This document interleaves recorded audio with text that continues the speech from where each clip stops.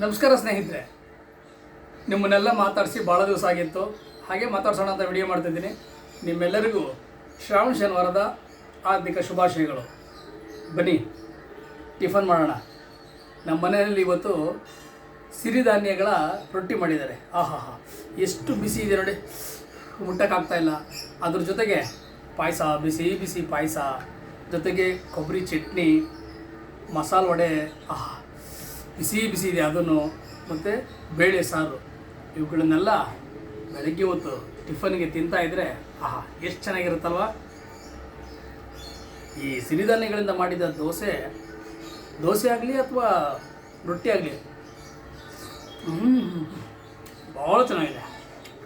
ಇದ್ರ ಜೊತೆಗೆ ಕೊಬ್ಬರಿ ಚಟ್ನಿ, ಸಿರಿಧಾನ್ಯಗಳ ರೊಟ್ಟಿ, ಕೊಬ್ಬರಿ ಚಟ್ನಿ, ಸೂಪರು.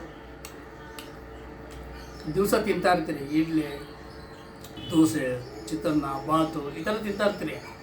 ವಾರಕ್ಕೊಂದ್ಸರಿನಾದರೂ ಈ ಸಿರಿಧಾನ್ಯಗಳಿಂದ ಮಾಡಿದಂಥ ರೊಟ್ಟಿ, ದೋಸೆ ಇವುಗಳನ್ನು ಬಳಸೋದ್ರಿಂದ ಆರೋಗ್ಯಕ್ಕೂ ಒಳ್ಳೆಯದು, ಜೊತೆಗೆ ಜೀರ್ಣಕ್ರಿಯೆ ಚೆನ್ನಾಗಾಗುತ್ತೆ. ಎಲ್ಲ ಸಾಮಾನ್ಯವಾಗಿ ಟೇಸ್ಟ್ ನೋಡ್ತಾ ಇರ್ತೀವಿ. ಸಿರಿಧಾನ್ಯಗಳೊಂದಂದರೆ ಅದರಲ್ಲಿ ಎಲ್ಲ ಥರದ ಪೋಷಕಾಂಶಗಳಿರುತ್ತೆ.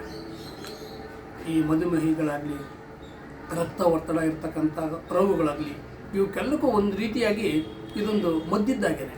ಹಾಗಾಗಿ ವಾರಕ್ಕೊಂದ್ಸರಿ ಅಥವಾ 2 ಸಾರಿ ನಿಮ್ಗೆ ಅನುಕೂಲ ತಕ್ಕನಾಗಿ ಬಳಸಿದ್ರೆ ಭಾಳ ಚೆನ್ನಾಗಿರ್ತದೆ. ಪಾಯಸ ತಿನ್ನೋಣ.